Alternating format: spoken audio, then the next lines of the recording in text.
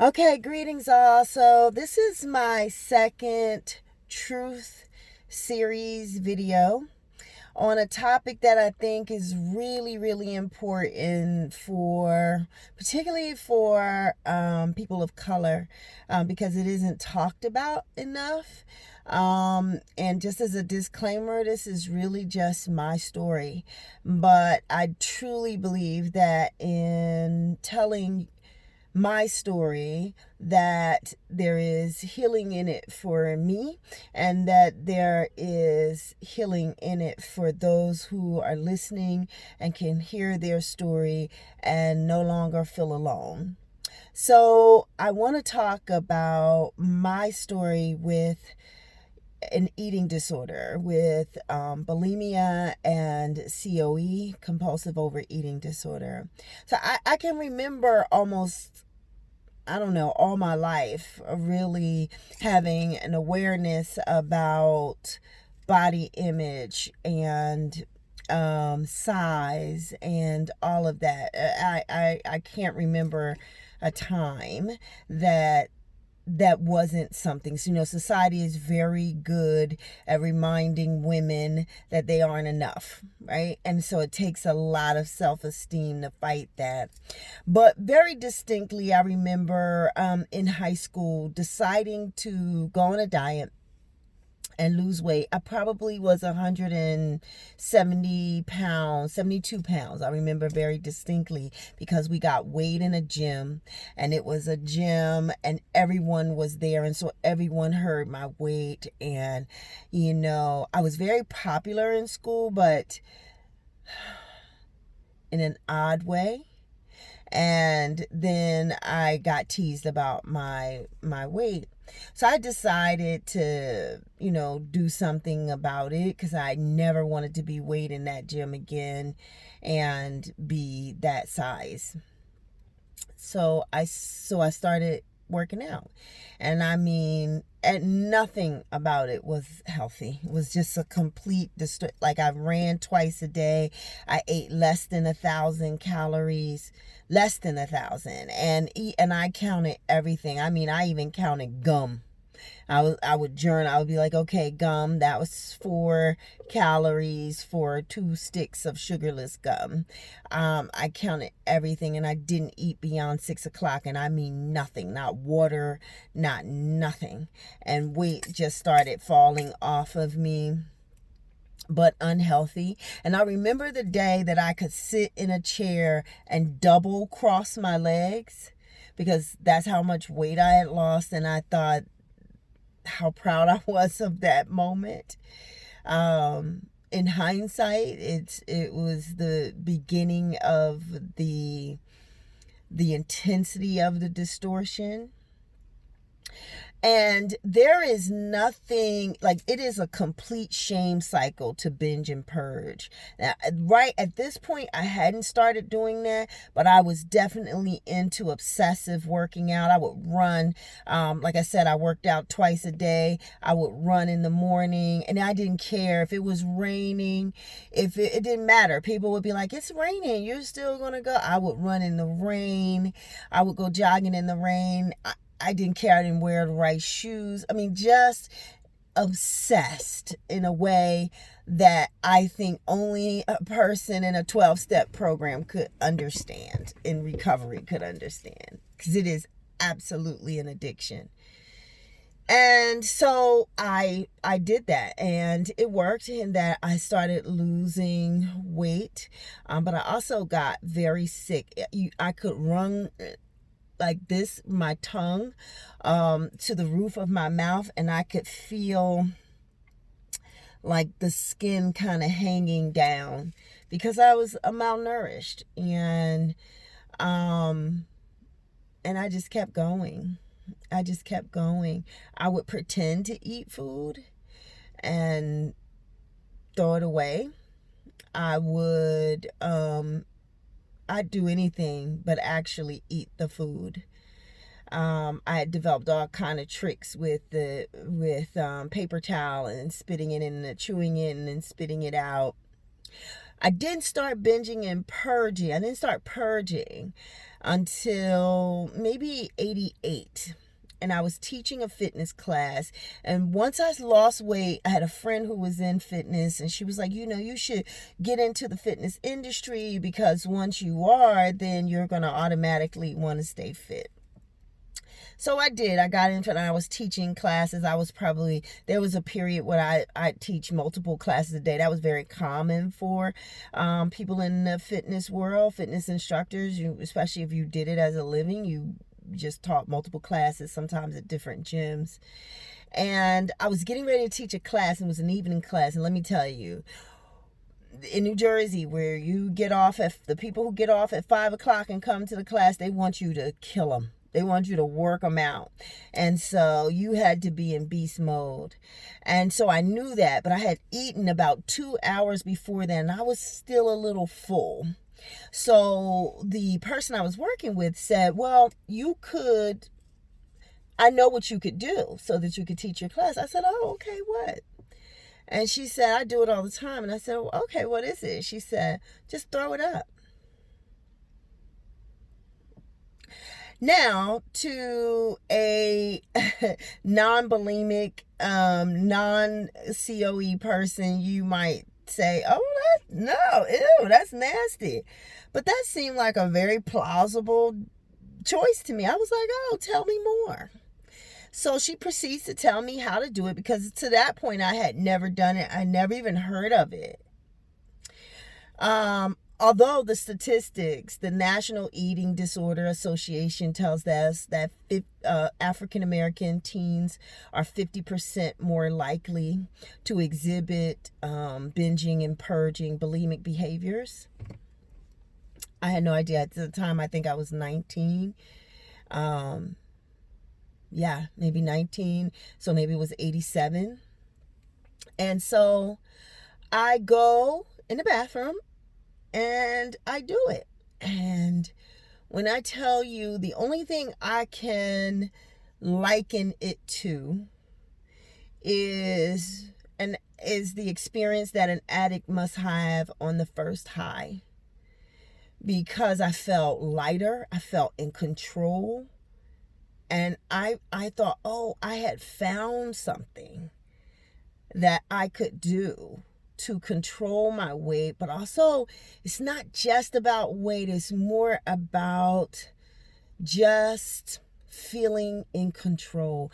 And I felt emptied out and lighter, and like the toxicity had been lifted. But it is very much like drug addiction is short-lived. That high is short-lived. And so then you're always chasing that first high. And so after I discovered that I could do this, I would go on to doing that and getting really good, go to restaurants. I would eat, overeat, and then go in the bathroom and throw it up. It was like free food.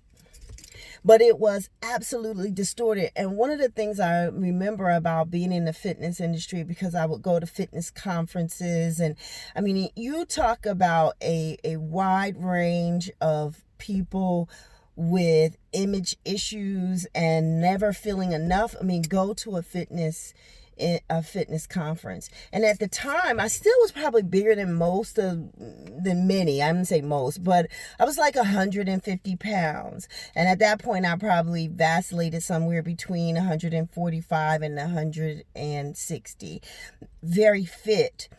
But I had no access to that body. It was very much like living in a gold mansion and waking up every day feeling poor. Wow, that is exactly what it was like. Living in a gold mansion, waking up every day feeling absolutely poor.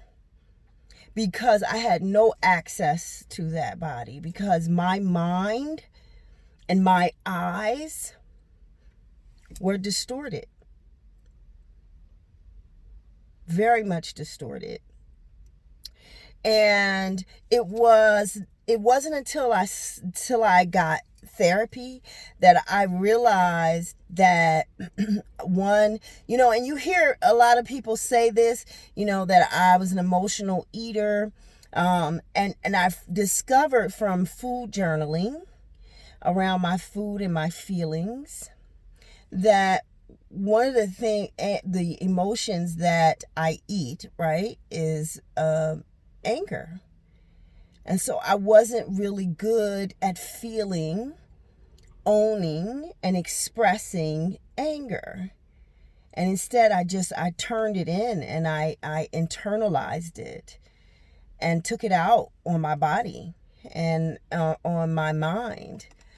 And then I think, again, society does a number on people around body image and food, because when I began to gain weight, people would just, felt like they needed to tell you. And this is a news flash, right? Like, if a person wakes up fat, they actually don't need you to tell them they're fat. They knew that when they left the house, because everything about American culture is a reminder. And especially in the 80s and 90s, it was even more so. We have a tendency nowadays to move toward real life sort of models on TV, but it's still an issue.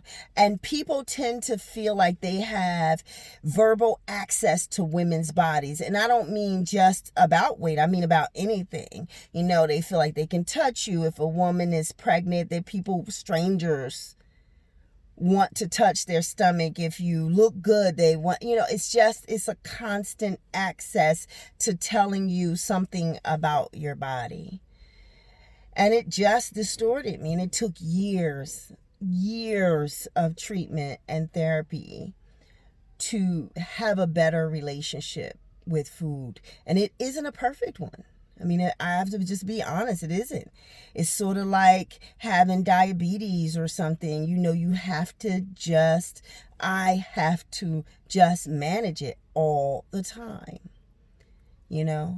And, it would be funny, because the times of binging, there were certain ways that it just was so out of control that,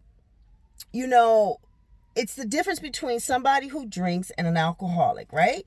You can go to a bar, someone who drinks might have a couple of drinks, they might even get a little tipsy, a little fun. And they're going to maybe even get drunk. And then that night they go home into that. But the alcoholic does that, and they're off to the races, right? Off to the races, and they're drinking not just that day, but in the morning and in the midday and at night and when no one's looking and all of that. And I was the same way with food,